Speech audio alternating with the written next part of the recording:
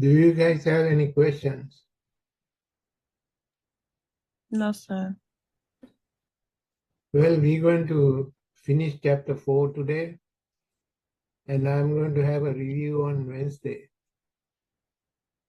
And then you take the test on Friday from 8 a.m. to 10 p.m. Same as what we did for the chapter 1 test, chapter 1 and 2 test. The test 2 is going to be on chapter 3 and 4. All right. Let me share my chapter 4 slide and start with rest of the material in there.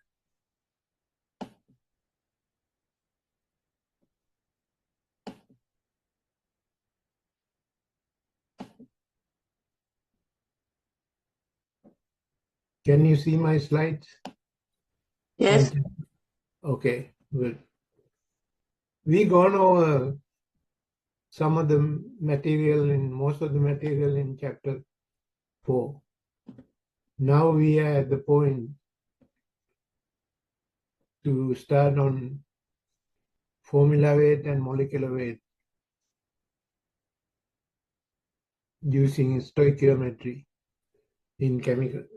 Stoichiometry is calculation using chemical reactions. So let me review about some of the topics we gone over in chapter 4. We gone over how to write chemical equations. If you're given a starting material, you get the formulas of reactant and products, write the chemical equation. There are classifications for chemical reactions. One is based on redistribution of atoms, combination synthesis reactions, decomposition, single displacement, double displacement. Also based on reactivity patterns, like when a precipitator is formed, it's called precipitation reaction. When acid and base react with each other, acid-base. Oxidation reduction is a third type, major type of chemical reaction based on reactivity pattern. Pattern is they involve electron transfer. Oxidation reduction, loss of electron is oxidation. Gain of electron is reduction. So we talked about that. Main idea is, regardless of the type of the reaction, you need to be able to balance a chemical equation. Balancing means you change the numbers in front of chemicals in the reactant, chemical reaction, and balance the type of elements on the reactant side and the product side. The chemical equation follow law of conservation of mass. Therefore, atoms have to be balanced. You need to know how to write balanced chemical equation for precipitation reactions.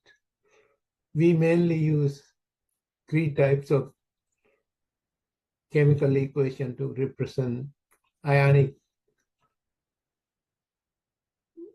reaction of ionic compounds. Complete ionic equation, molecular or chemical equation, net ionic equation. There are 3 main chemical reactions in writing precipitation reaction. Precipitation reactions are based on solubility rules. We've gone over. There are 4 major rules based on solubility of cations, anions, and some of the anion rules. Last 2 are anion rules. For anionic substances, ionic compounds. So you have to kind of apply the rules to predict solubility or insolubility of ionic compounds in water. Balance equations.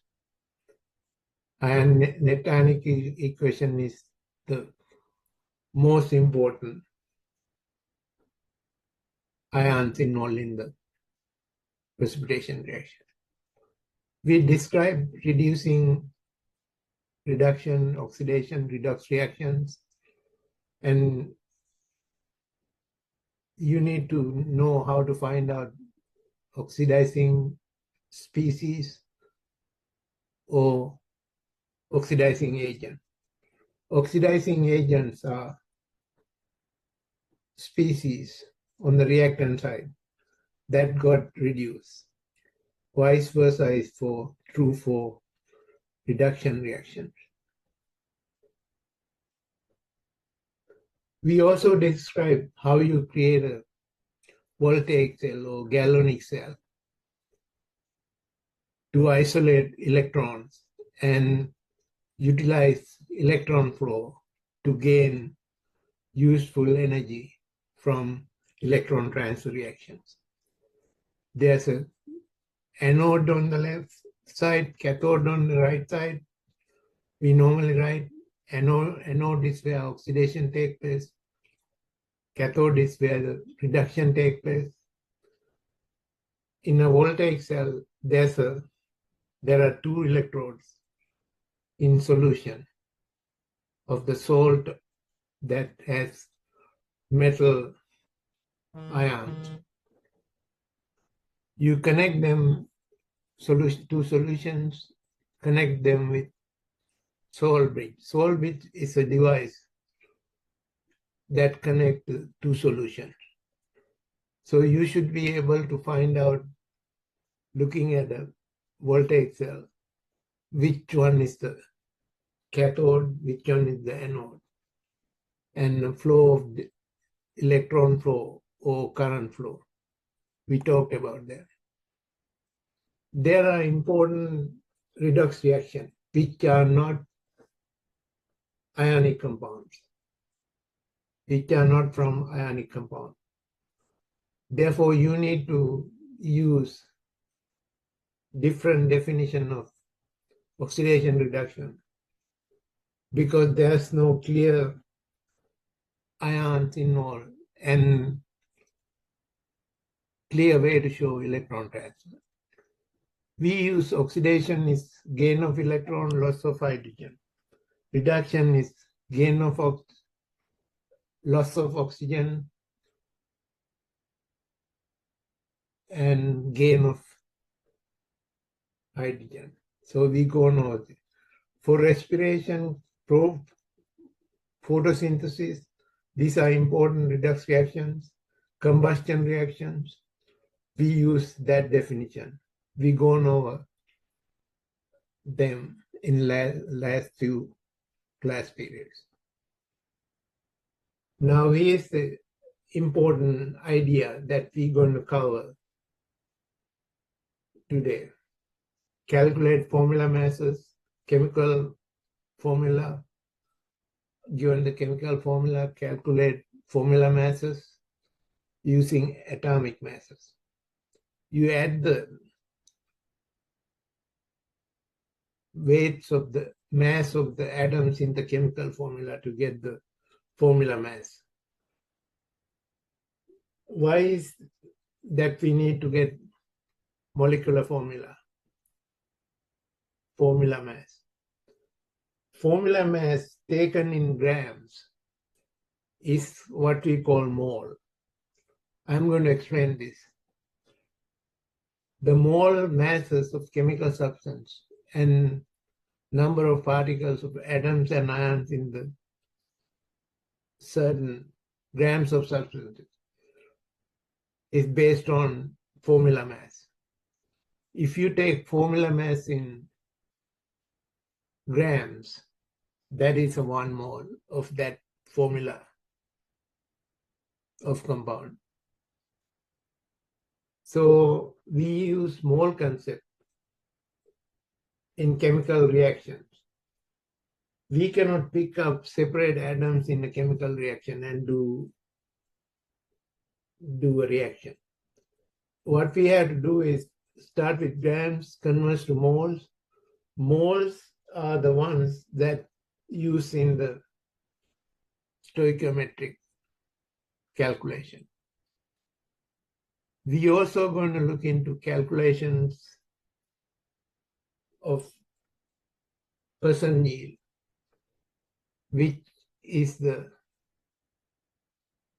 way to show the efficiency of a chemical reaction. It's based on actual yield divided by theoretical yield multiplied by 100. I'm going to define all these ideas. Let's start right from the beginning. Formula mass is important to convert grams to moles. Chemical reactions are written in terms of atoms and molecules, ions and molecules, or moles of atoms, anions, and molecules. Formula cannot be other than atoms, ions, and molecules, or moles of those three things. Therefore, very important to know how to get formula mass. Molar mass is related to formula mass. If you calculate the formula weight of water here, how do you calculate this? You go to the periodic table, add mass of 2 hydrogen plus 1 oxygen, you get 18.0. Formula mass from the periodic table, obtained from the periodic table, has the units of grams per mole or atomic mass unit. In stoichiometry, we don't use atomic mass unit because they are individual atoms. What we use is grams per mole unit, grams per mole. So to convert certain grams of water, you use the formula mass, formula weight. Sometimes we call it formula weight. So grams to be converted to moles, what you do is gram divided by formula mass, get the moles. Moles multiplied by formula mass,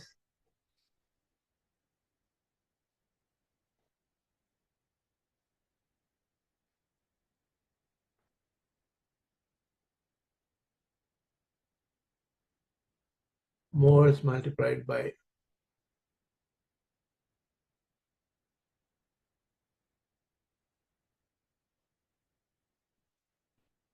opposite of that.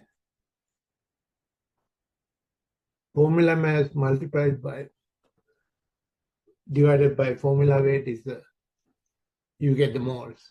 How do you convert moles to grams? Moles multiplied by formula mass. So this is shown here in the next picture. If you, next number, if you start with 36 grams of water, 18 is the formula mass, 36 divided by 18 is 2 moles. You use factor label method. You start with the grams of the material used in the chemical equation. This is 1 over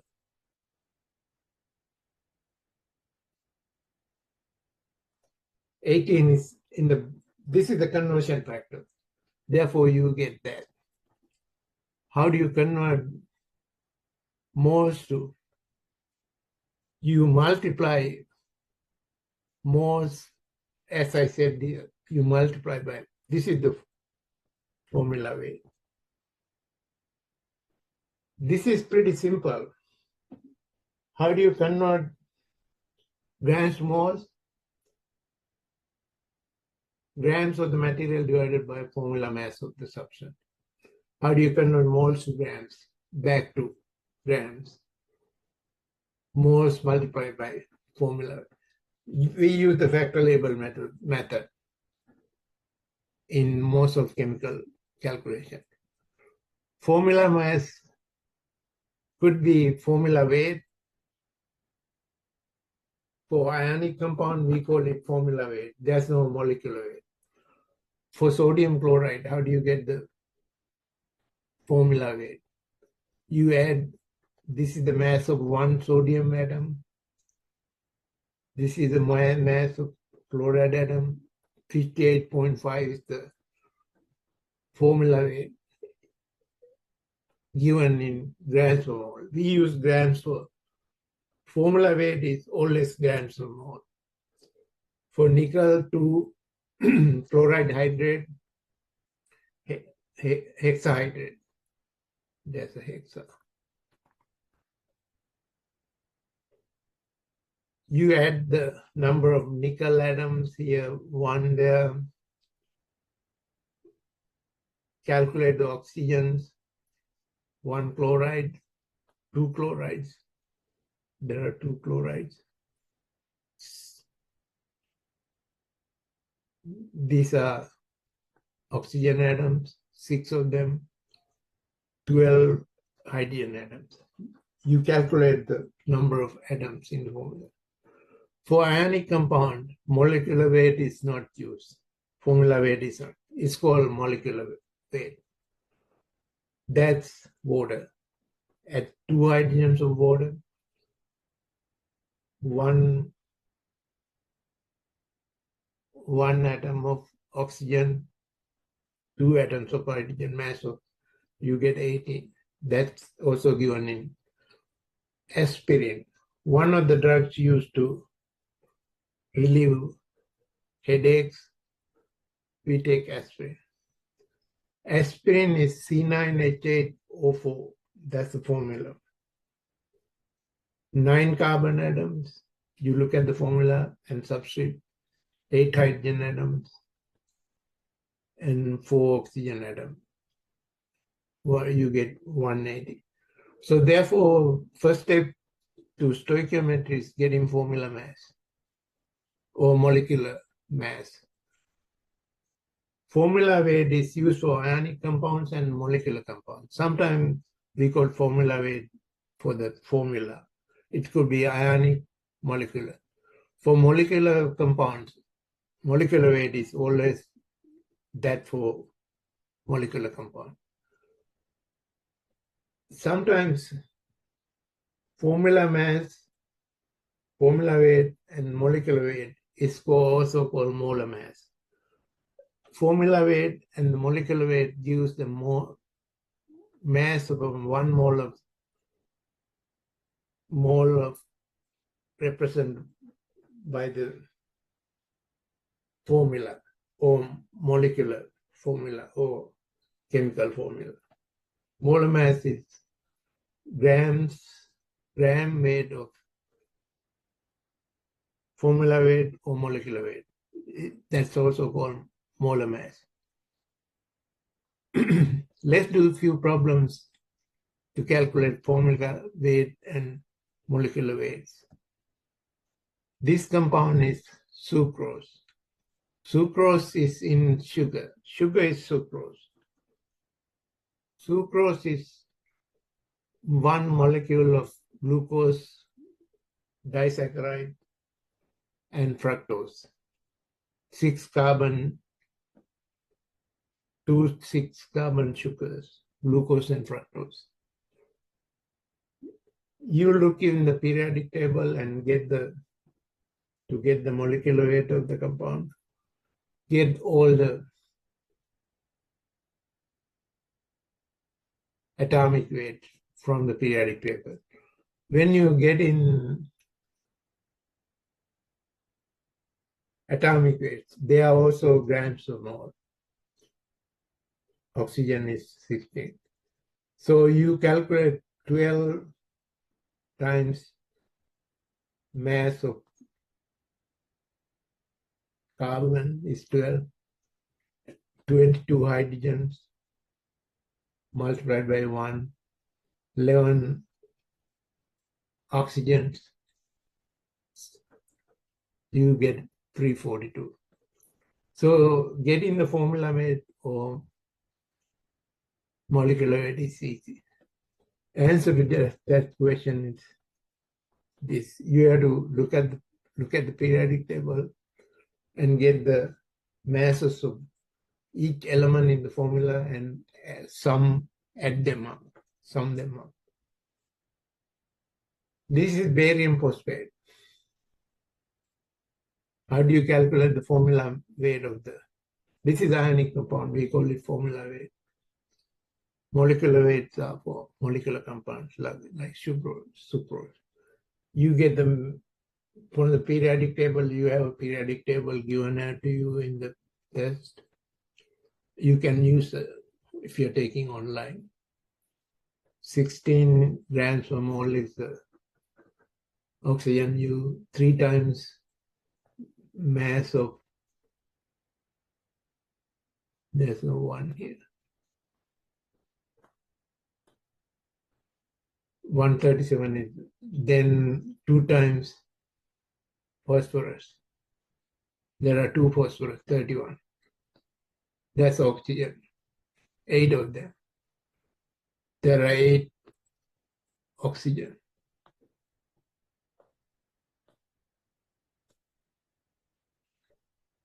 So these add up to 601.9. You look for the answer. That's the D. Which of the following compound has the largest formula weight? The formula weight of the compounds, atomic masses of compounds, are given here. I look up in the periodic table. Potassium is 39.1, so on. Chlorine 35.5. You add them up. Calculate the potassium. Potassium is 39.1 plus 35.5.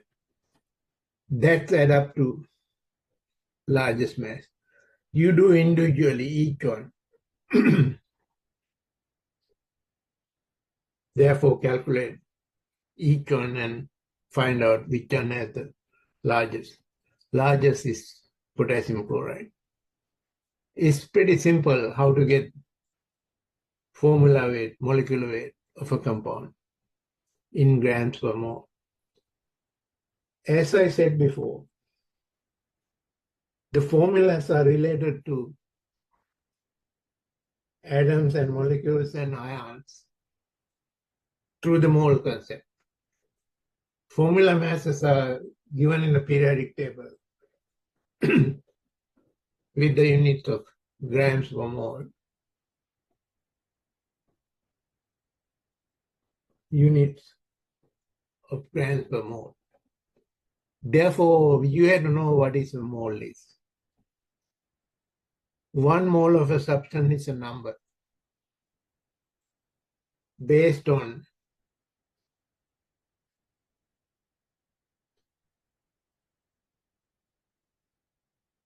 carbon-12 isotope. Carbon-12 isotope is this. This has 6 protons, 6 neutrons. If you take 1 atom of carbon-12, its molar mass is, that's how much 1 mole of carbon. Excuse me. Yeah. I forgot to ask, when would the midterm be given to us?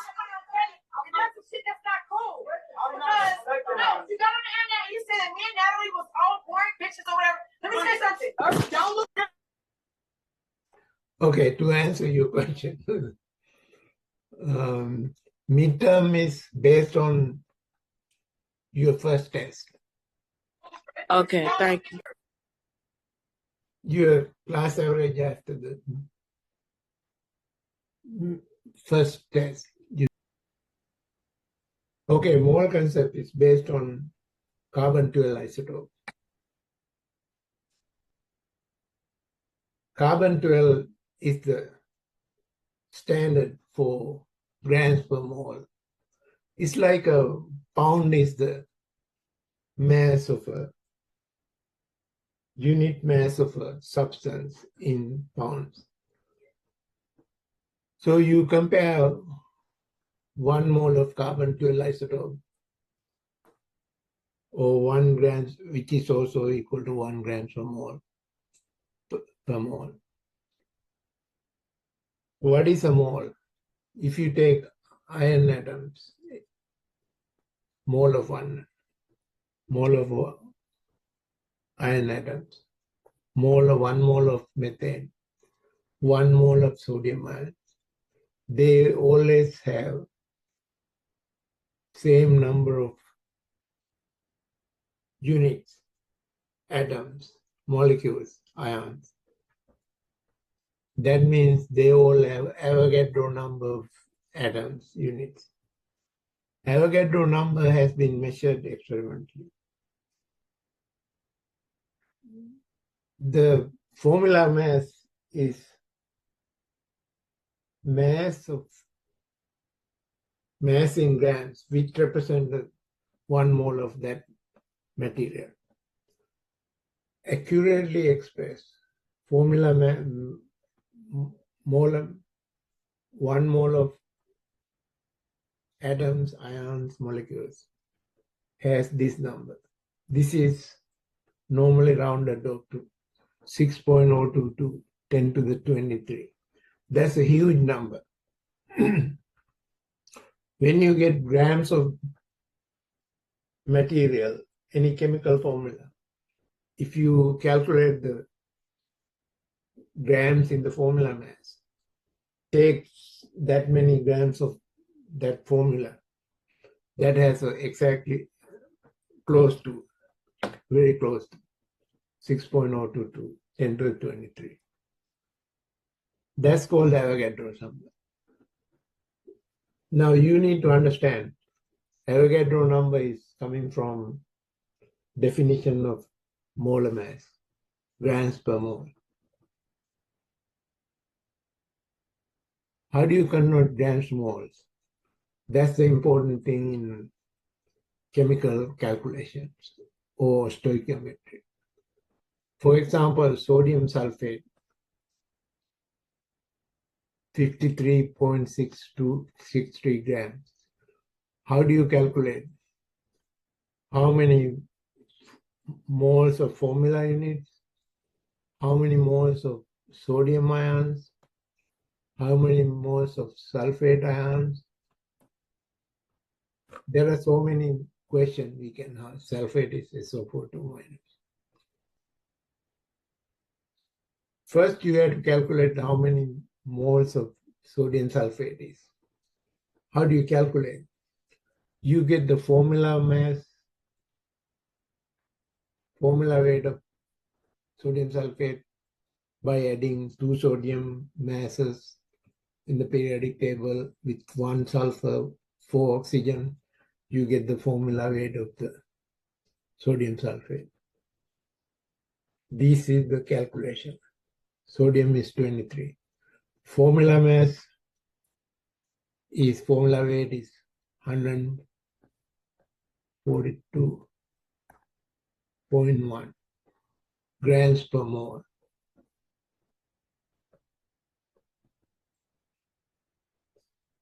When you have 1 mole of, if you take 53 point, how many moles are there? 1 mole of has, 1 mole of that compound has, from the formula weight, 142.1 grams. Therefore, to calculate 5.6 grams of sulfate moles in 5.63. You divide grams by, this is 1 over formula weight. That's same as division. Therefore, this 5.63 have 0.0396 moles of sodium sulfate. Now, 1 mole of sodium sulfate has 0. That we answered that question. Then let's answer the second question. If you take formula, there are 2 sodium ions. Each formula has 2 sodium ions. You can see that here, 2 sodium ions. And 1 sulfate ion. There's only 1 sulfate. If you compare to the car, 1 mole of cars has how many tire moles? Assuming you don't have a spare wheel. 1 mole of cars will have 4 moles of tires. Therefore, sodium sulfate, 1 mole of sodium sulfate have 2 moles of. This is pretty simple. Once you get the formula mass converted to moles, grams converted to moles, therefore you look at the subscript and find out there are sodium ions, 1 sulfate ion. Therefore, this is the number of moles of sodium sulfate. This is the conversion factor. 2 sodium ions moles is equal to 1 sodium sulfate. That's the conversion factor. Conversion factor is the subscript used to get the ratio. Therefore, there's twice as many sodium ions in this formula. There's only 1, same as 1 sulfate mole. Okay, you got the idea how to convert grams moles and tell how many moles of each atom or ions are in the substance. The atomic mass of beryllium is 4. Helium is 4. Beryllium is 9.01. Which of the statement is true? These are atomic mass. Therefore, when you take 4 grams of helium, it has 1 mole here. 1 mole is 4 grams helium. 9.101 grams of barium is 1 mole of barium. Therefore, both have same number of moles if you take the formula mass in grams. A mole of beryllium contains more atoms than the mole of helium. That's not true. A mole of helium is heavier than. That's not true. They're equal.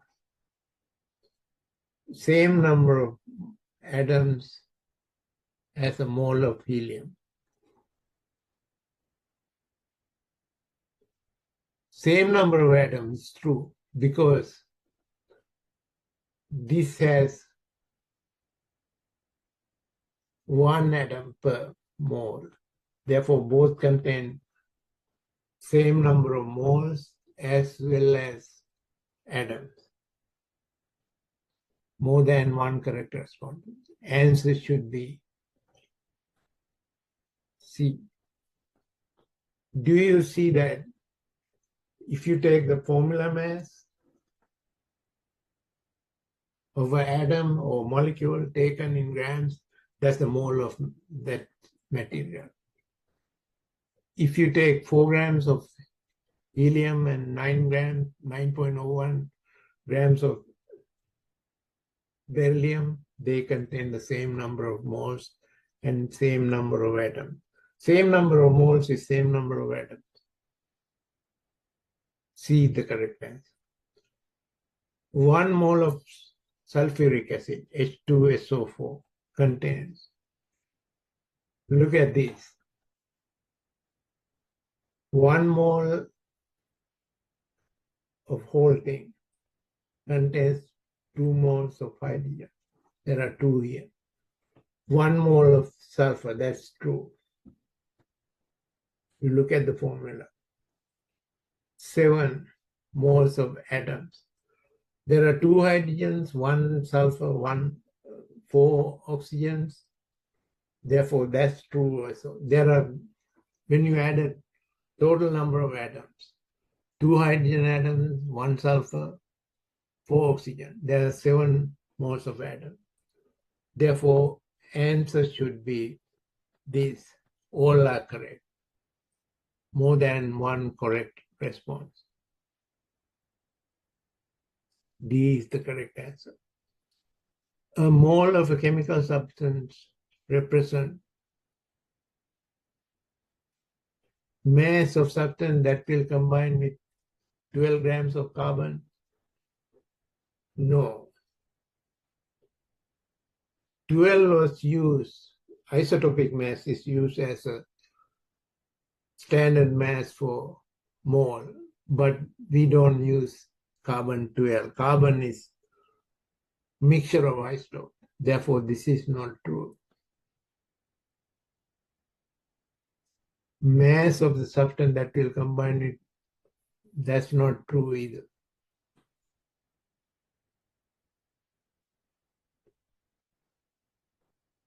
This is the Avogadro number, rounded off to second decimal place. Therefore, substance, 1 mole of substance, that's the correct answer. This is wrong. This is a very small number. Avogadro's number is very large, 6.02, 10 to the 23. Therefore, answer is C. Now let's do a few calculations. Aspirin, a drug we take for headaches. You take 0.360 grams of it. How many molecules are in there? Now, you are not asking moles, molecules. Grams could be converted to moles. Then moles could be converted to molecules by multiplying 1 mole of any substance Avogadro number. Moles multiplied by Avogadro number gives number of molecules, atoms, ions. That's the idea. First, you get the moles of, this is the atomic molecular weight of 1 over molecular weight of, when you calculate the moles, you get 0.22 moles of aspirin. 1 mole of aspirin contains how many molecules? 1 mole is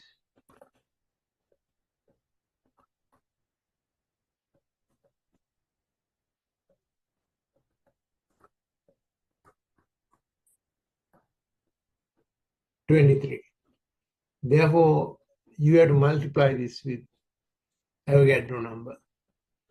Each mole of aspirin contains 6.02, 10 to the 23 moles.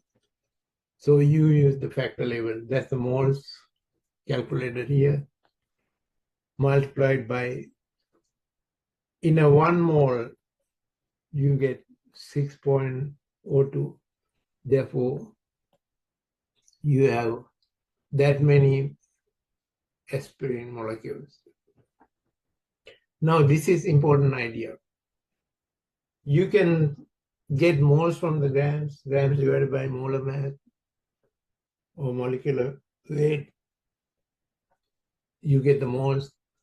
You get the atoms, molecules, and ions from moles multiplying Avogadro's number.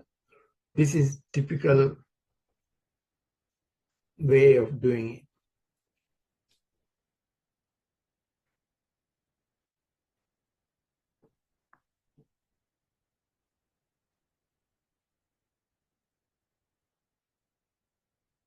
N is the Avogadro number.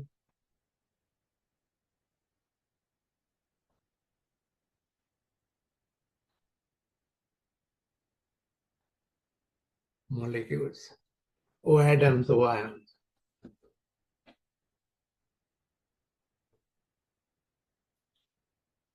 Avogadro number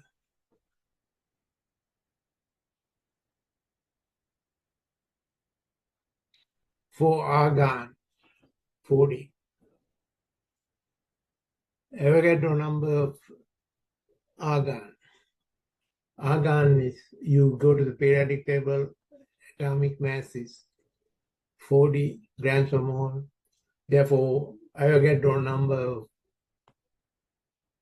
argon is contained in 40 grams per mole. That's the definition of molar mass of argon, N6D. If you have 0.799 moles of particular substance that weighs 142 grams, what is the molar mass? Molar mass is in grams per mole. Therefore, if you have moles, you substitute in here. If you have grams, you put that. Therefore, 142 grams divided by 0.789. That's the calculation. 180. Therefore, this formula mass or molar mass is 180. That's the correct answer.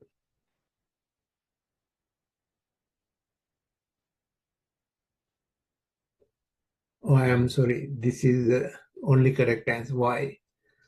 Formula mass is not in grams. It's AMU or mole. This is also correct. None of these are correct. That's why it's the 180 was the numerical value. D is the correct with the units. There's another calculation. If you have grams of material given, moles of material given here, grams, moles divided by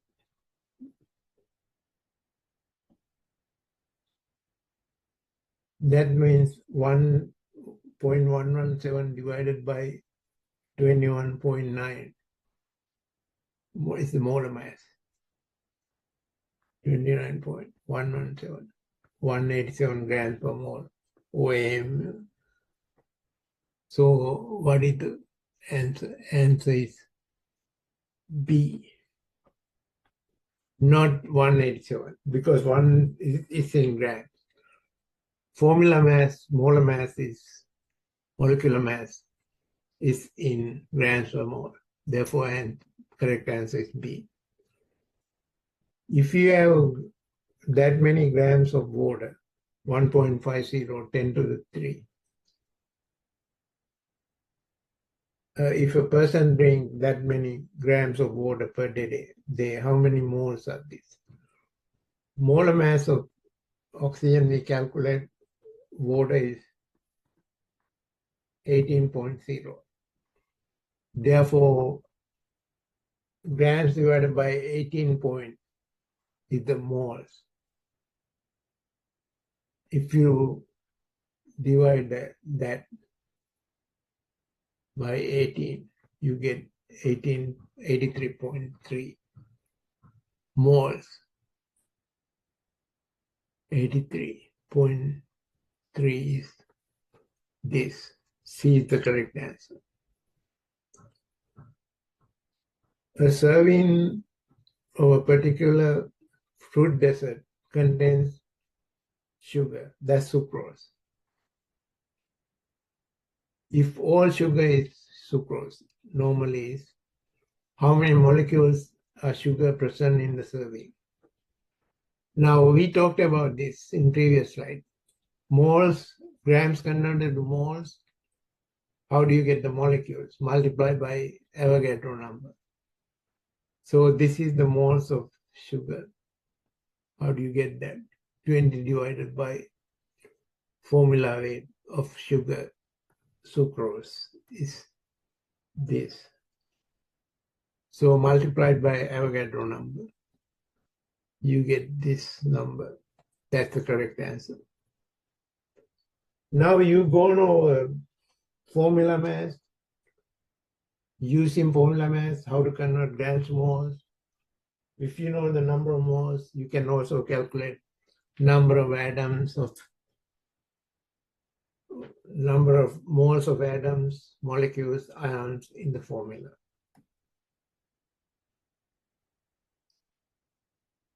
Calculation used in chemical equations, chemical reaction is called stoichiometry.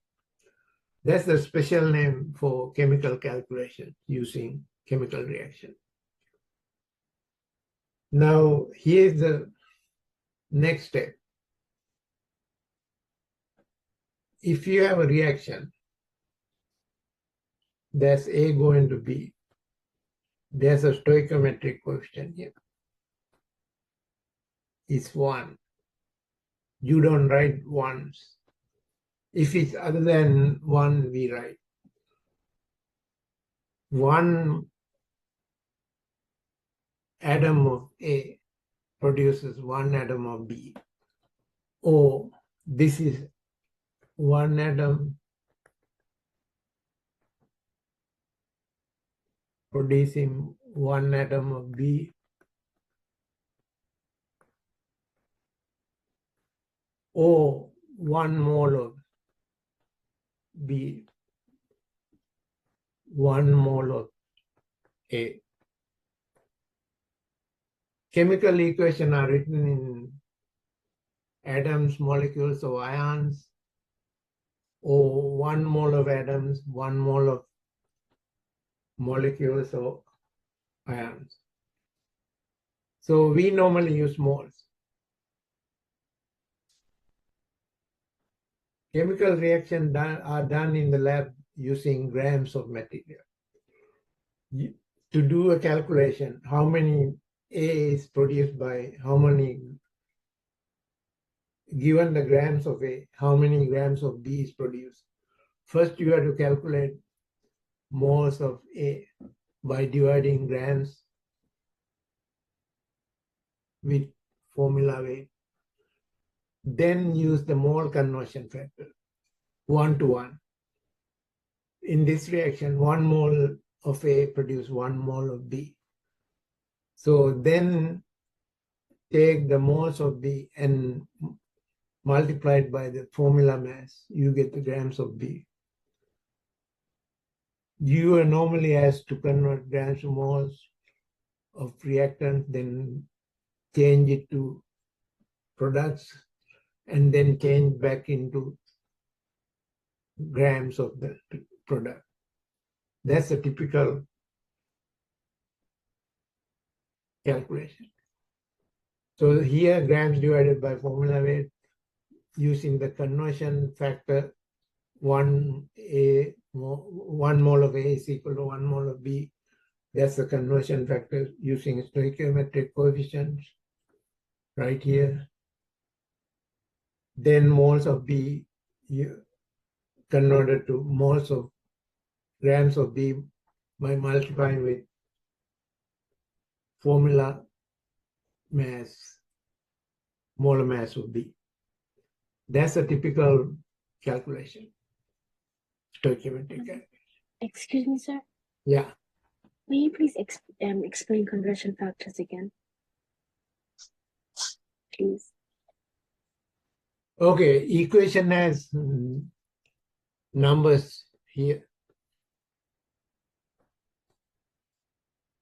1 mole of A going to 1 mole of B. Therefore, 1 mole of A is equal to 1 mole of B. That's the conversion factor. If you have mole of A, you have to convert to the conversion factor. We're going through more examples, all right? Okay. Okay.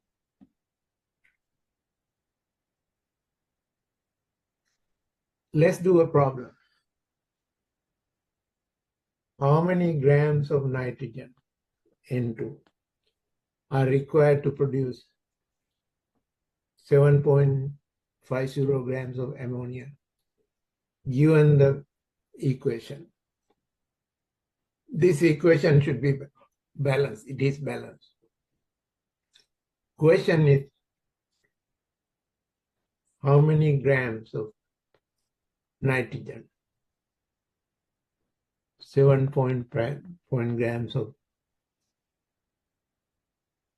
ammonia. First, you convert this to moles. 7.5 convert to moles. Then through the stoichiometric coefficient, you calculate the moles of nitrogen. Then multiplying with the moles with the formula weight. Moles times formula weight is the grams. So that's how you get the grams of nitrogen. You have to convert ammonia to nitrogen grams. First, take the ammonia grams, convert it to moles. Chemical equations are written for 2 moles of ammonia will be equal to 1 mole of nitrogen. Therefore, this is the conversion rate. Find first how many moles of ammonia in the 7.5. This is formula weight. This is the number of moles of ammonia. So is the conversion factor the reactant? There are, when you look at a chemical equation, there are so many conversion factors. If you look at the converting ammonia to nitrogen, conversion factor is 1 mole of ammonia.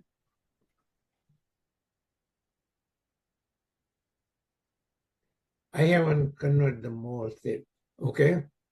Okay. This is the moles of. If you look at this, how do you find the moles of ammonia from moles of nitrogen from ammonia? This is the number of moles. 4 point. This is the conversion factor. How do I get that one? You look at the ammonia here. You are converting it to nitrogen. Therefore, 2 moles of ammonia is equal to 1 mole of nitrogen, right here. Why you write bottom 2 ammonia? The ammonia need to cancel out. Okay. It need to give the moles of nitrogen. So grams of nitrogen going to be this multiplied by 14. 14 is the formula mass. So finally you get the answer. Let me do you understand it now? I understand, but I'm just like, is the conversion factor a fraction? Or I understand how to work it out. I just don't know what a conversion factor is. Conversion factor, we use 1 gram of substance is equal to 16 ounces in ounces. Okay. You remember we go now converting Yes. conversion, Yes. converting moles of a reactant to product or product to reactant involves the appropriate stoichiometric coefficient used as the conversion factor. All right. Okay. We are doing more problems. This is the total. Up to here was last slide, 0.220 moles of nitrogen. Do you remember that we did Yes, sir. right here? Now moles need to be converted back to grams of. This is the formula weight of nitrogen. Nitrogen is 14 grams per mole nitrogen atom. Two of them is 14 times 2 is 28 right here. Therefore, answer to that question,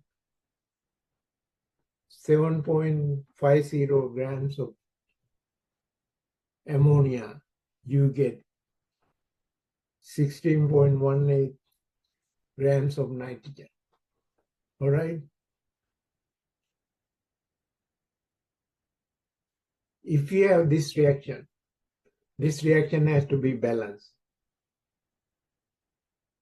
There's a 4 in front of here, 3 in front of here, 2 in front of, now equation is balanced. You start with 27 grams of 1 mole. Aluminum is 20. You start with 1 mole of aluminum. How many aluminum oxide is required to prepare? You are asking to prepare 27 grams of aluminum. Aluminum is on the right side, left side. How many? So first convert 27 grams to moles, then moles of aluminum oxide to moles of aluminum, then moles of aluminum to grams of aluminum by multiplying moles of aluminum with formula weight. I'm going to do this in the next slide. Urea also broken down to the ammonia, urea, to produce ammonia. There's a 8.3 moles of urea. Urea is here. How many grams of ammonia? There's a grams of ammonia. These two are stoichiometric calculations. Let's do it.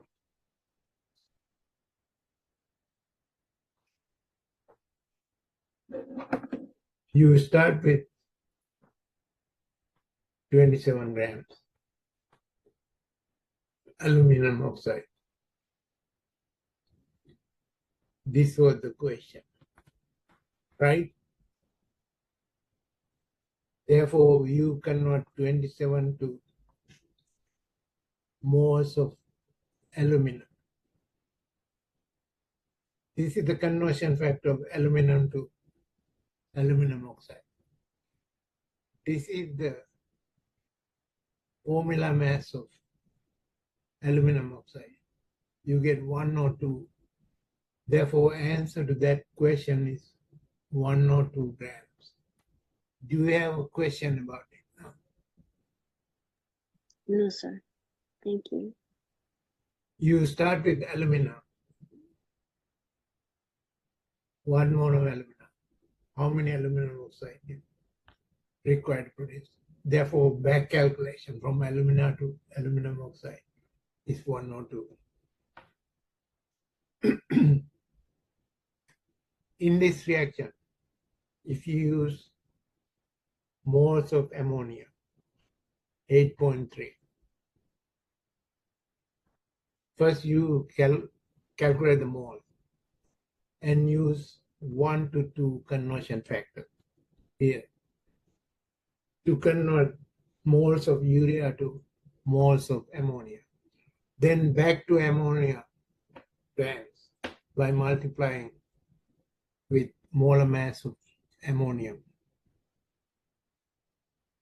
This is starting with moles of urea. This is converting urea. 1 mole of urea is equal to 2 moles of ammonia. This is the molar mass of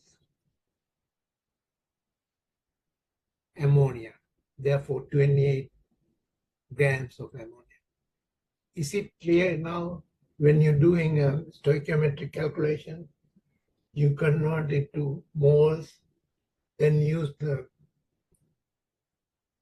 conversion factor coming from stoichiometric coefficients in the chemical equation to convert the moles of one reactant to another product or product to reactant. And then once you get the moles of reactant or product and get the grams of the product finally.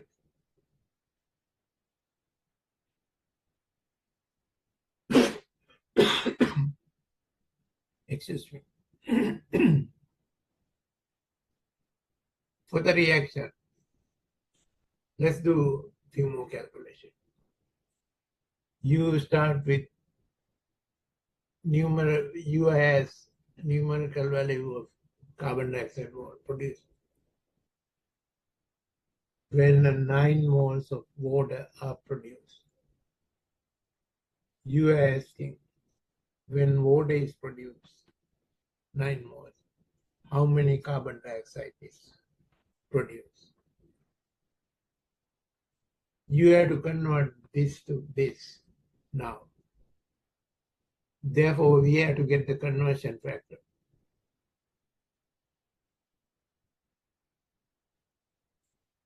Let me explain. Conversion factor is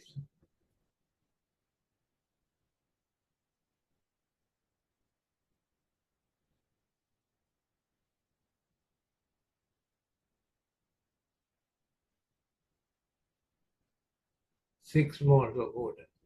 Therefore, when you divide it by 2, that's 2 to 3. Isn't it? Simple ratio. You use the conversion factor. You start with 9 moles of water, convert 9 moles of water, 2 to 3. Where does that 2 to 3 come from? 2 moles of carbon dioxide divided by 3. And there's a 9 moles. That's the conversion factor. You get 6 moles of carbon dioxide. Answer to this is 6.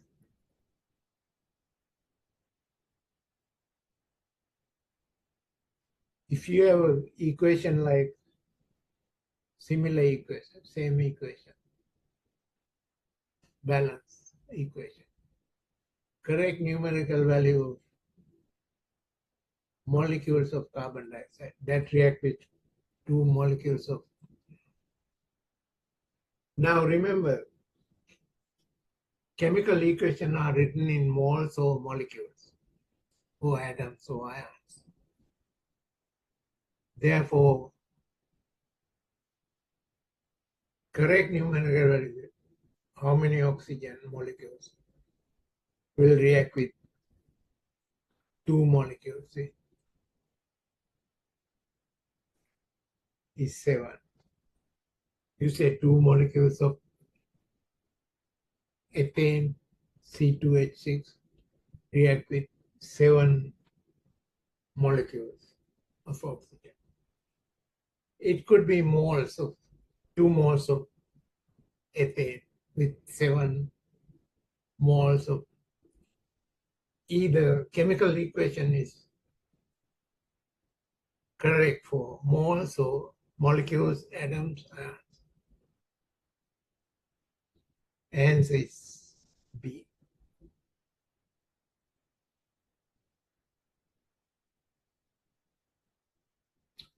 If you have this equation,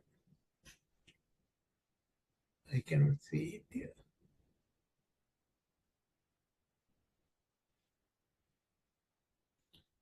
For this question, they're asking what is the conversion factor between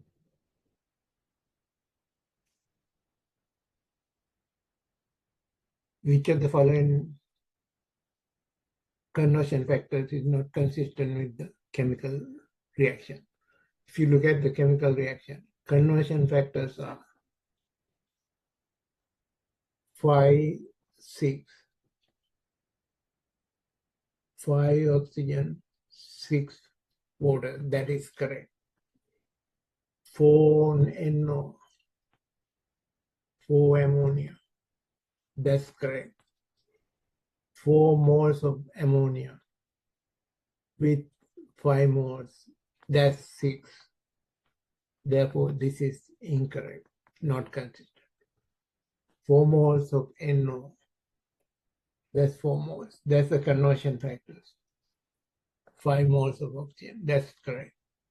Therefore, answer to that question is C.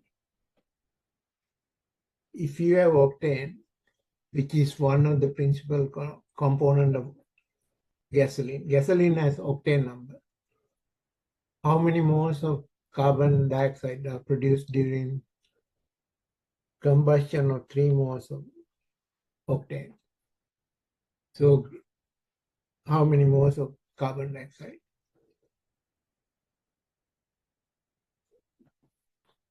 3 moles of octane produce 1 mole produce 1 carbon dioxide. Therefore, 3 moles produce 3. Answer to that question is A. I'm sorry. This equation is not balanced. How do you balance?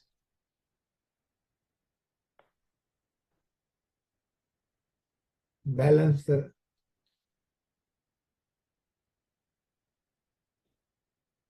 carbons. There's a 16 here. Let me balance this equation. You put a 8 in front of it. That's 8 carbon dioxide.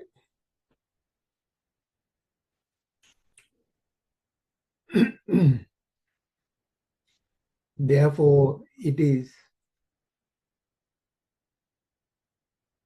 there's 18. 9 here. Now you have a fraction. Therefore, we multiply this by 2. This becomes 25. This becomes 16. 8 times 2. This becomes 18.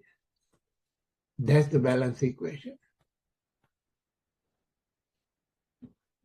Now, if you look at the balance equation, then only you get the correct answer. How many moles of carbon dioxide it produces during 3 moles?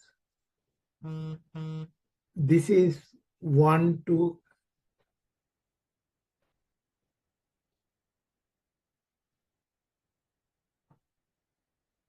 1 to 9 now. Why 1 to 9? 2 to,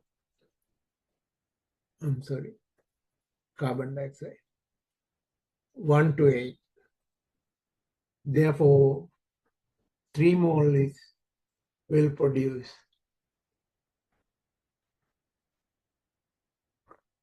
24.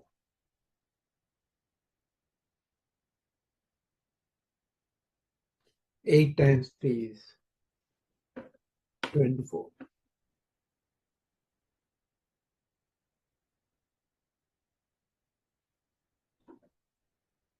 Answer is C.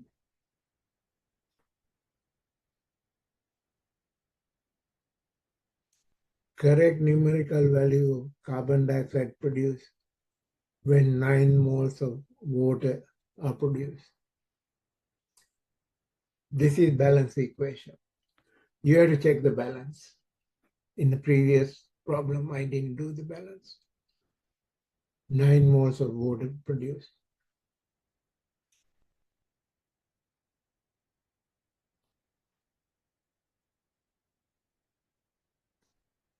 How many carbon dioxide? Is 4 to 6. 4 to 6 is 2 to 3. Carbon dioxide, water. This is 2 to 3. You start with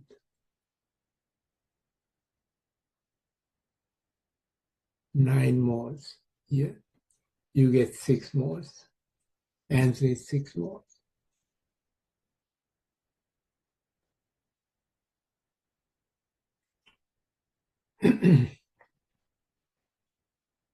Let's do more problems. Ethanol is produced industrially using acid catalyzed reaction of ethylene. Ethylene is C2H4. We talk about that.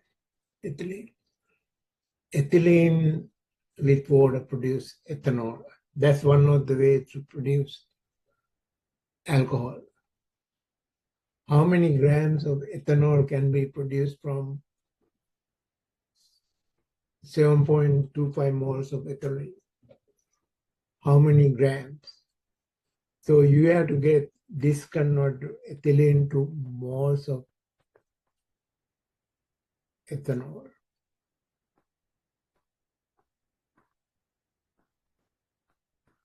Then to grams of ethanol. So first you do the conversion of ethanol, grams of ethanol.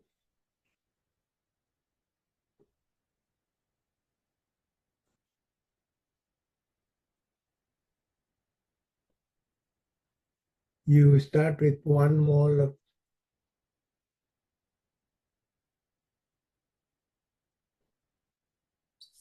(7.5) ethylene.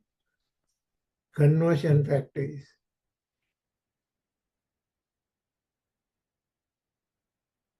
1 mole of ethanol is equal 1 mole of acetylene.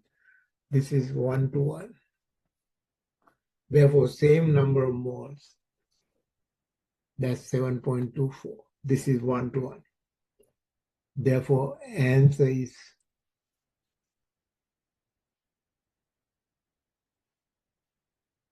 grams of ethanol. So how do you convert grams of methanol? Multiplied by 46. So when you multiply it with 46, this is the grams of ethanol, 334. That's C. That's D. That is D.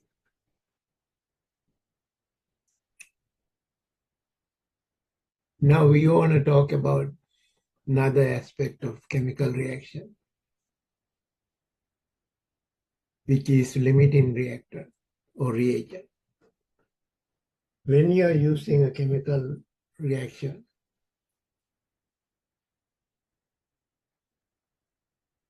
where 2 reactants are combining to produce the products, one of the reactants is going to be used up before the other reactor. The used up reaction is called limiting reagent. Consider reaction between nitrogen and oxygen. When you mix up that many moles at the beginning, there's no product. This ratio, stoichiometric ratio, is 1 to 1. 1 here, 1 here.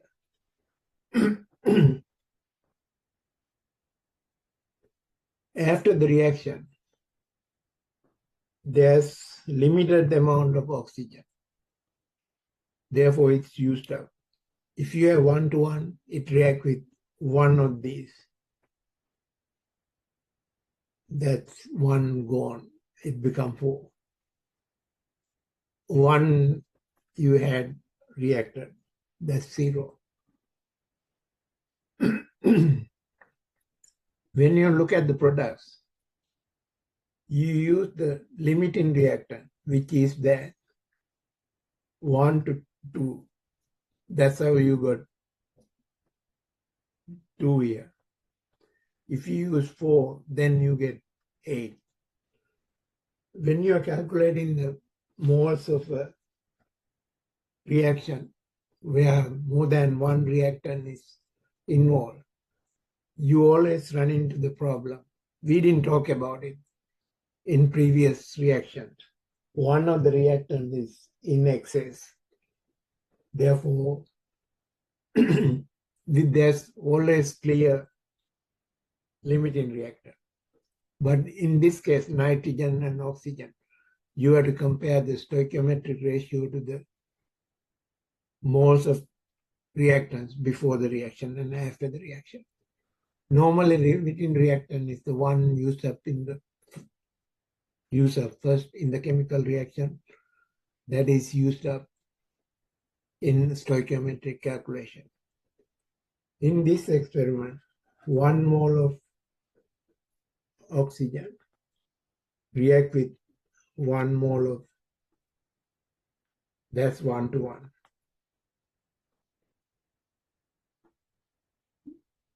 When you mix up, it leaves out 4 because only 1 mole of oxygen limits the reaction.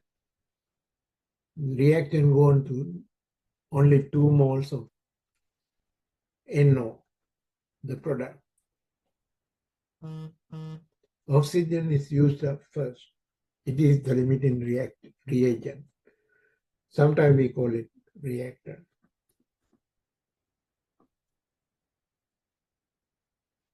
Four moles of nitrogen remain unreacted because there's 1 already reacted with oxygen.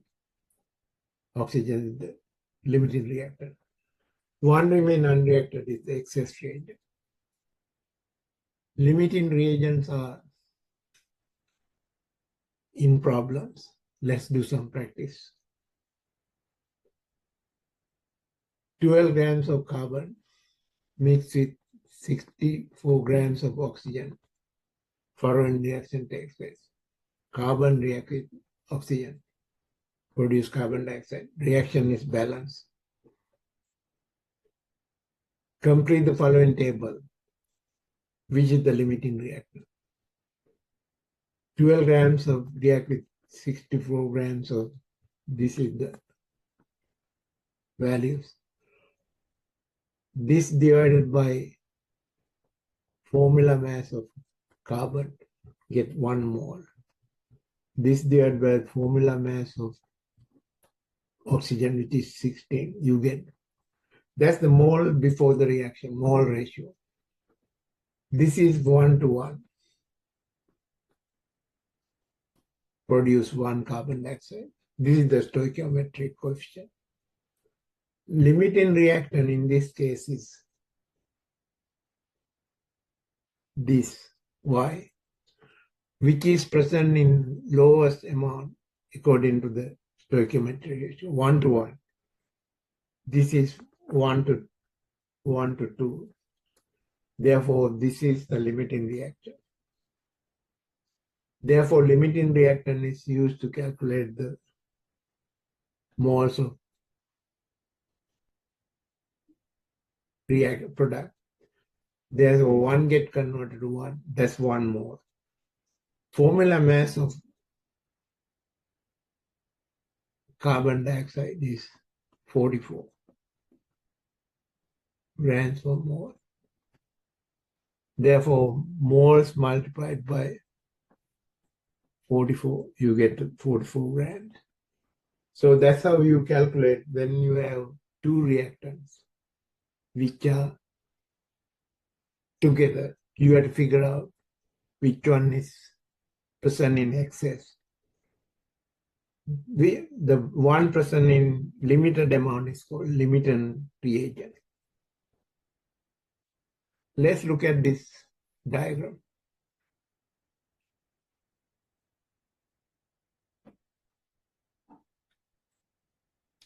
there's a reaction going A plus B going to C.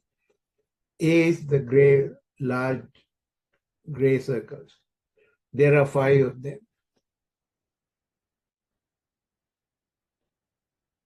There are 7 of black balls. The ratio is 5 to 7B. Stoichiometric ratio is 1 to 1. This is in excess. 5 requires 5. 5A requires 5. Therefore, remitting reagent in this case is A. You can look at the picture, figure that out based on number of molecules. There's another reaction.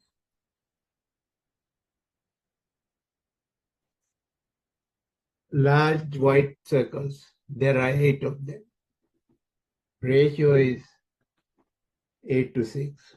Small gray balls are 6 of them. The stoichiometric ratio is 1 to 2. That's 1, 2. Therefore, which one is, this is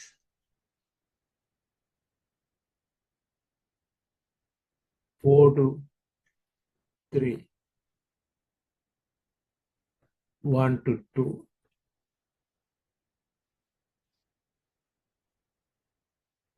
Therefore, this one is in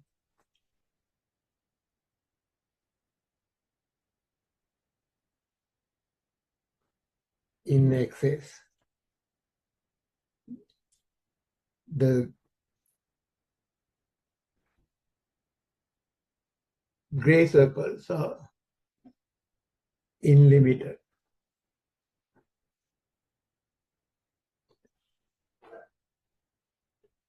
So B is the limiting reactant right now.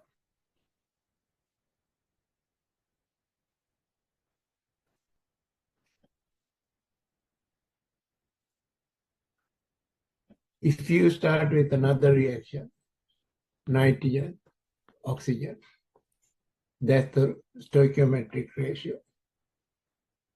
1 is to 2. Initial quantities is 5, 12. If you look at this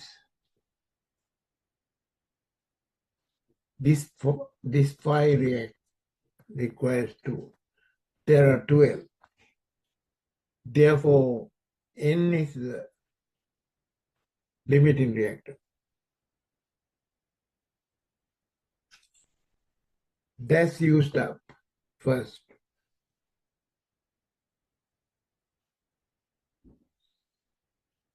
5 used. 2 remain in here. Therefore, this 5 will produce 10. This is 1 to 2. Therefore, answer in here is 10, which is A. In industrial synthesis of acetic acid from methanol, carbon monoxide react with methanol to produce acetic acid. Reaction is balanced. Methanol is excess. Therefore, limiting is carbon monoxide. How many are required to produce 16 moles of acetic acid? 16.6 moles of this one. Therefore, reaction is 1 to 1. Therefore, 6 moles of carbon monoxide is equal to 6 moles of 16.6 moles of. Therefore, answer is 16.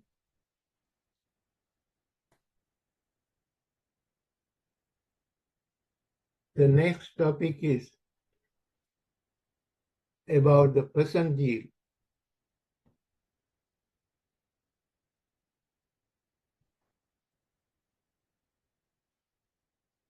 Percent yield is the idea that we apply to chemical reaction to show the efficiency of a reaction. Efficiency means how much reactants were converted to product. How good was the conversion? Therefore, very important to know what kind of percent yield reaction can produce, how much product. Higher the percent yield, higher the efficiency. Efficiency of a reaction is calculated using actual yield. Actual yield is the yield that you come in the laboratory after completing the experiment. We really, actual means real. But theoretical yield is the one that you've been calculating based on chemical reaction. Remember, we converted grams, moles of the reactant, moles of the product, then back to the grams of the products. So that grams of the product calculated through chemical reaction is theoretical. We never did anything. We just gone over using chemical reaction. That's the theoretical yield. Percent yield is defined as actual yield. That's the real yield you got from the experimentally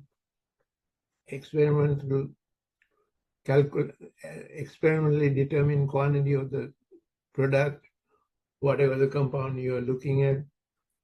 Theoretical yield is how you calculate the yield of that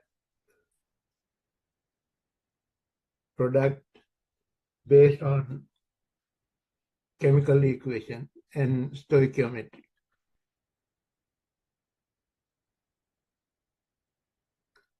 Suppose you start with 32 grams of methanol. Molar mass is given 32. That means 1 mole of methanol in excess carbon dioxide. We call excess carbon dioxide here because carbon monoxide is excess, not carbon dioxide. That's not the limiting reagent, because methanol become limiting reagent to produce acetic acid. When you're doing the calculation, you convert methanol to acetic acid based on stoichiometric ratio, stoichiometric coefficient.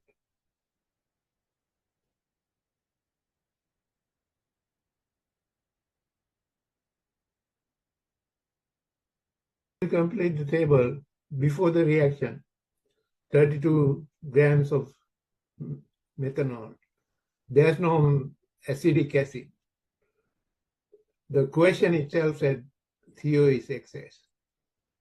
Therefore, 1 mole of 32 grams is 1 mole, 32 divided by 32. So you use the excess reagent, limiting reactant. 1 goes to 1, therefore 1 mole here. 1 mole of acetic acid, this molecular weight was given here. 1 times 60 becomes 60. Therefore, theoretical yield, that's based on the stoichiometric calculation. Actual yield is given here.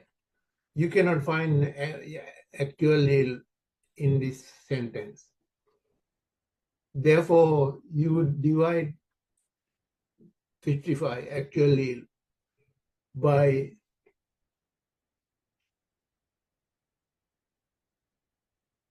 60 theoretical yield multiplied by 100, you get 92%. Normally in a chemical reaction, actual yield is always less than theoretical yield. Theoretical yield is the maximum you can get out of a chemical reaction. But there are Anything of any class for say that again.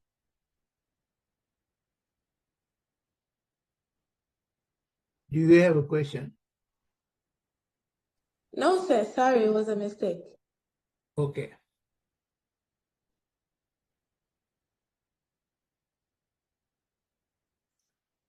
You get 92%. Therefore, actual yield is most of the time less than theoretical yield. So that's how you calculate the theoretical percent yield for a chemical reaction. Let's do a few problems. In a particular experiment to prepare compound, certain compound was made using theoretically you calculated based on the chemical reaction is 34.7. If the actual yield is 31, now here you have given theoretical yield and the actual yield. How do you calculate the percent yield? Actual divided by percent. Actual is, question says, actual is this. Notice that theoretical yield is less than actual yield. This is 89.9% yield. So that's how you calculate percent yield. Answer is C, 89. We got the answer here. Suppose theoretical yield in a calculation is this. Percent yield is this. What is the actual yield of the, right? Now actual yield is the question being asked. So actual yield normally X. Theoretical.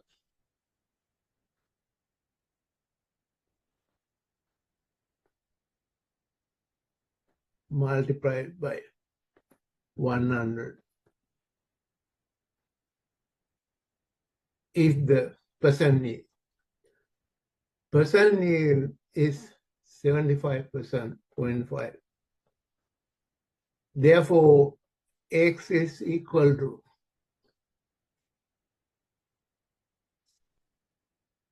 theoretical yield. That's 10.5 multiplied by 100. So you solve for X here. However the way you do it. So this is my calculation. When you calculate for X, you get this value. You plug in you rearrange.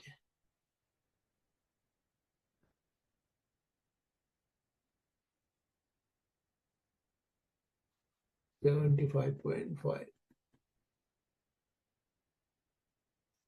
multiplied by 10.5.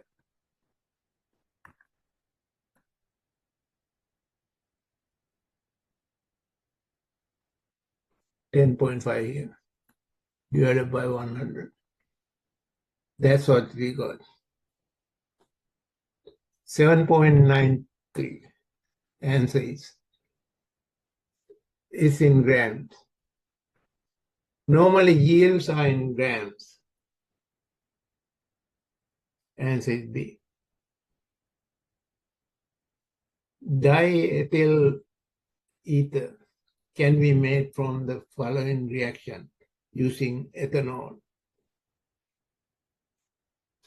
That's ethanol, alcohol, diethyl ether.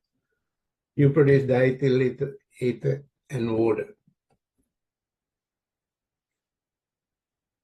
In an experiment, 46 grams of ethanol yielded 34 grams of diethyl ether. So what is the percentage? This is actual.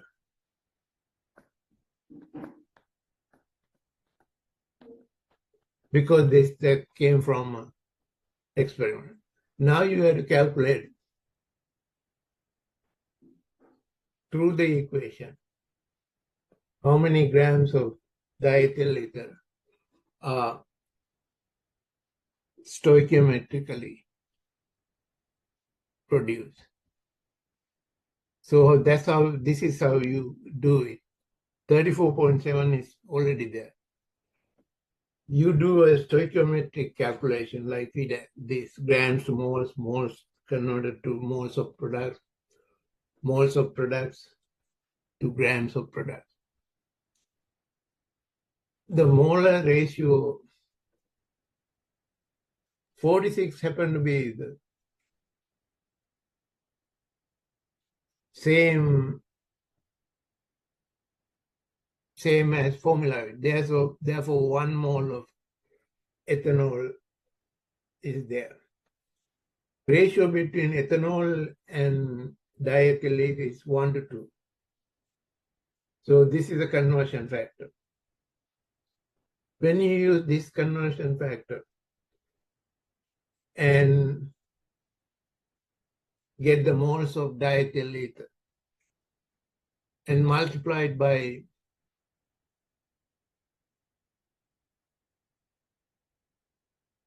moles of diethyl ether, you get the theoretical yield. That's 30, right. Therefore, now you have theoretical yield 34.7, actual yield is 37, 34.7, actual yield 37.0 is theoretical yield. You plug in the equation, percent yield is actual yield divided by theoretical yield. You get 93.8. That's the question, answer to this question. 93.8 is right here. You guys have any question about this?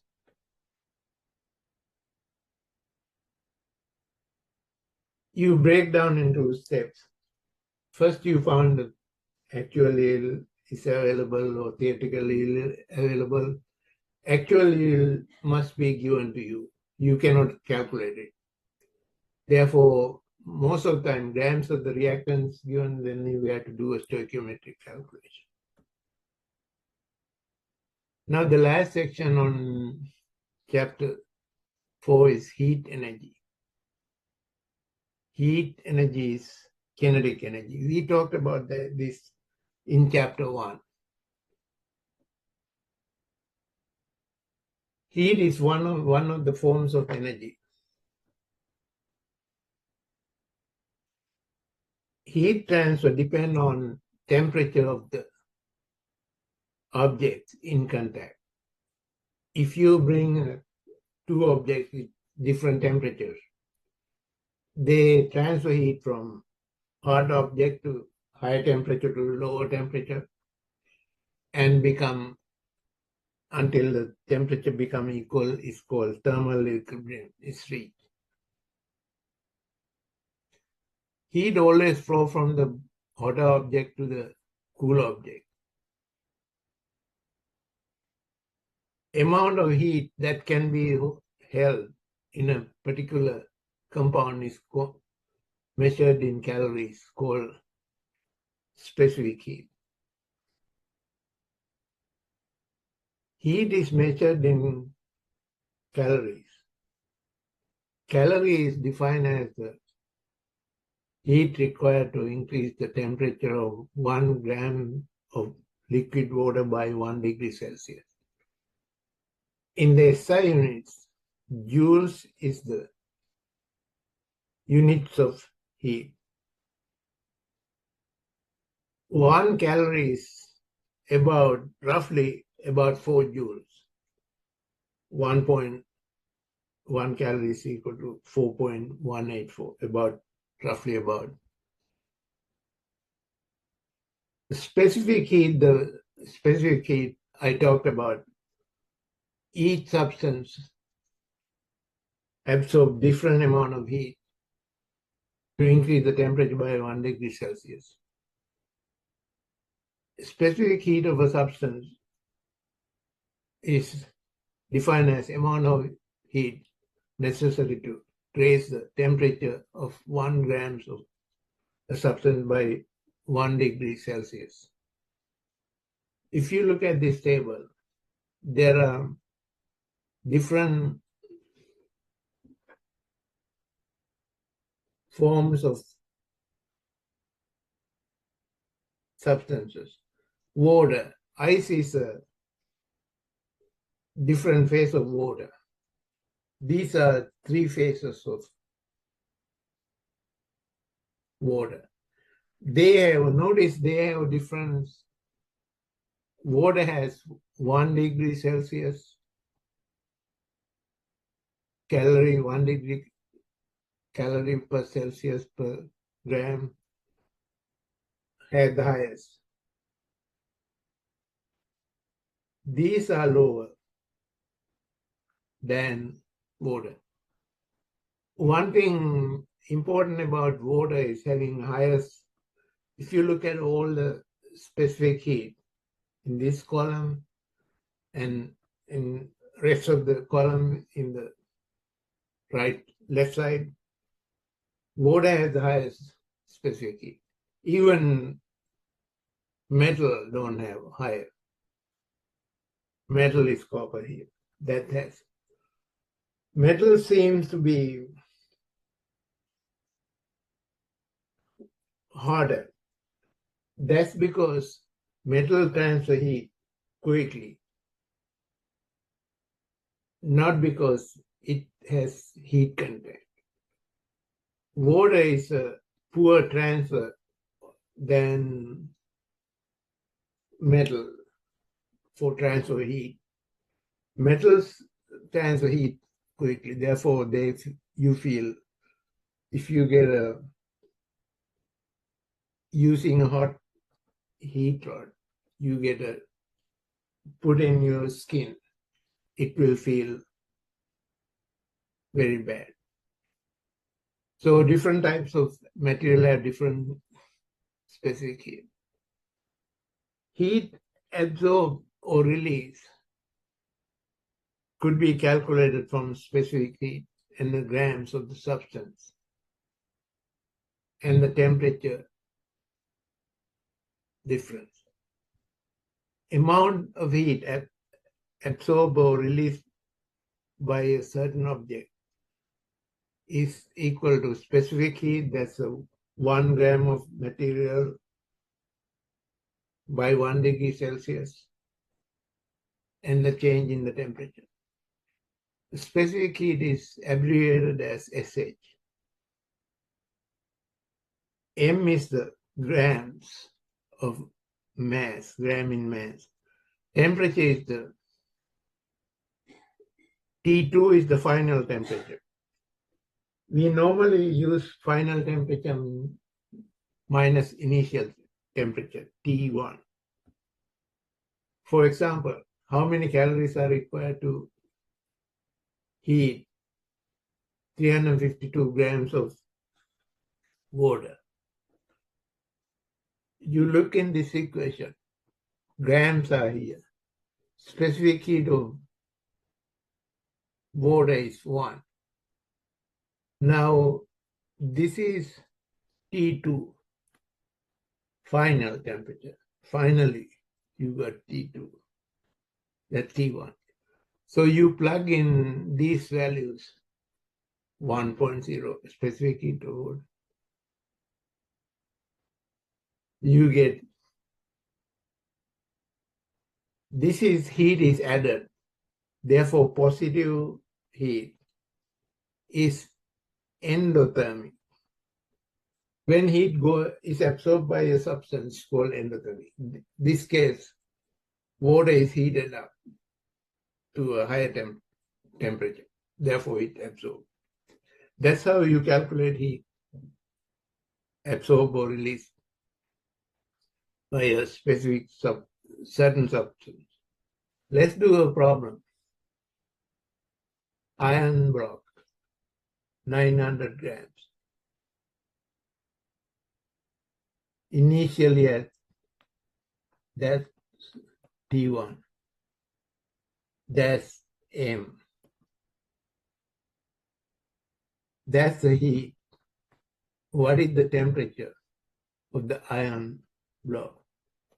They're asking what is T2. Specific heat is given, SH.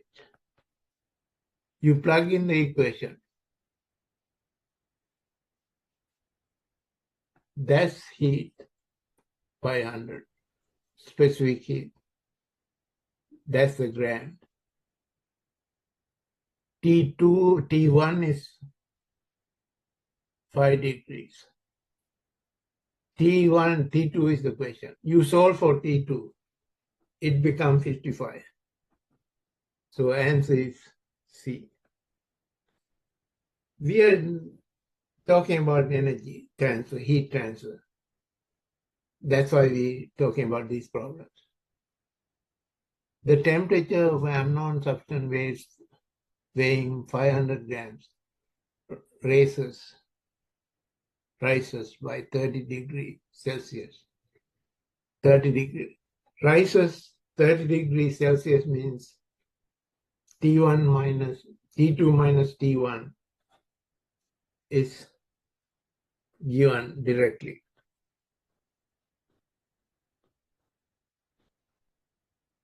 That difference, raises means positive, is 30. This is the heat. You plug in the equation. As I said, this is 30. Mass is 500 grams. Specific heat is the question.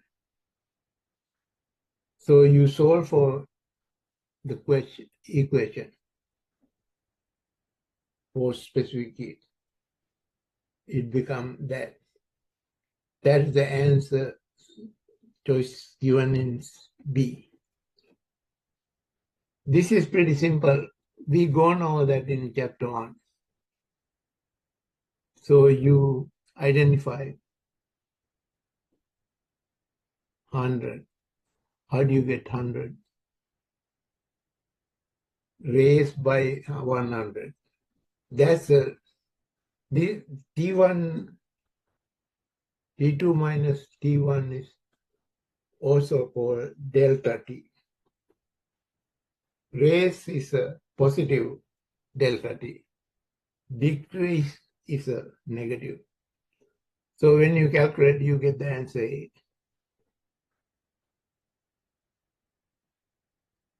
We talked about exothermic, endothermic reaction. Heat given out in a chemical reaction is called endothermic heat.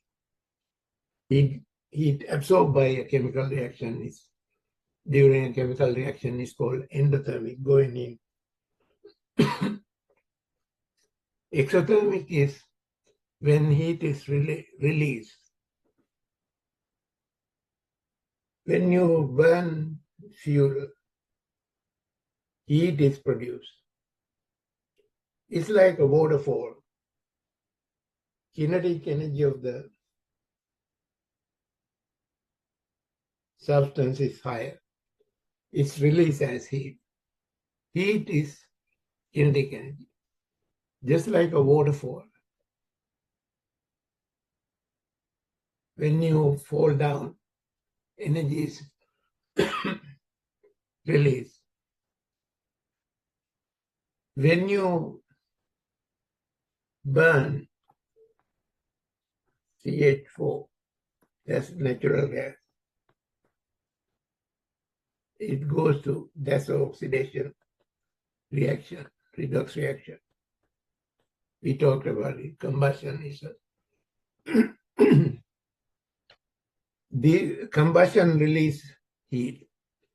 Normally this heat is negative. When you release exothermic reactions, heat is released. Therefore, methane has more energy in the form of kinetic energy. How do you use this idea?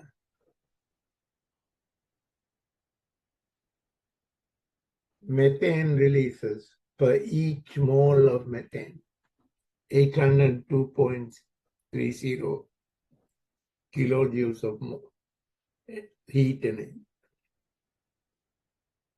Therefore, if you start with methane, 1 mole here. If you start with, this is the heat energy. When you convert 1 to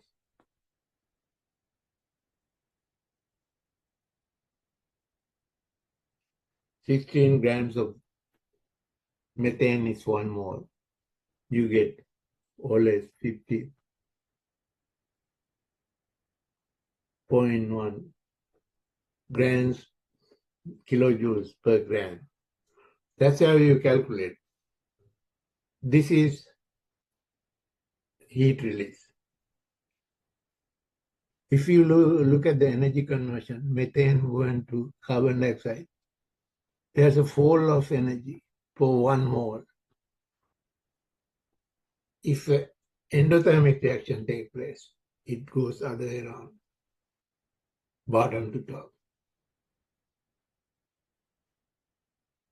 In most of chemical reactions, heat is either given off or absorbed. Combustion reaction, which is redox reaction, releases 94.0 kilocals per mole of carbon oxidized. If you look at this reaction, carbon burning in combustion of carbon produce carbon dioxide, 94.0 kilocalories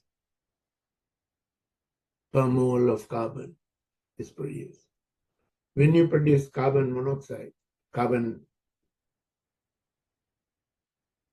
that's the same equation. This equation is the same. That's a X. This is the idea. Now it's correct. Carbon burning release energy, that's negative. That is given off. Exothermic reactions are negative energy release. Endothermic are positive.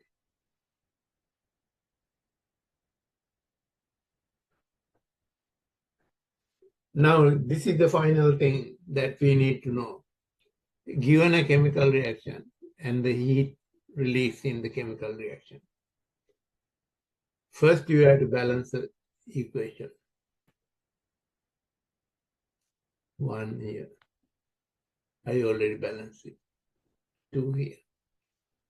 So if you burn 2 moles of sulfur dioxide, you get heat release, exothermic reaction, 198.2 kilojoules of heat energy.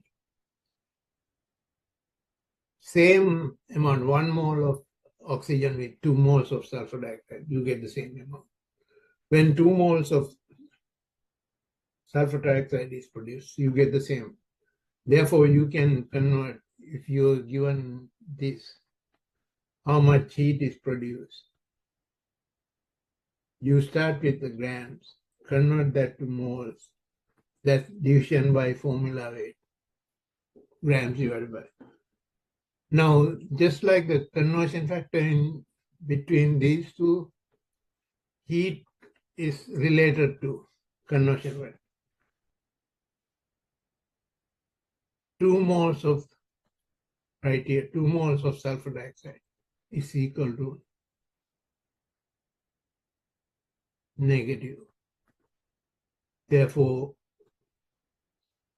sign is ignored.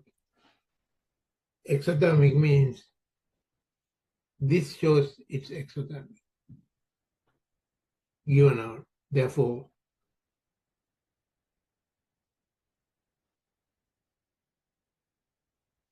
kilojoules of heat is released. We have finished chapter 4. All right. I'm going to go back to my web page and show you how you prepare for your test.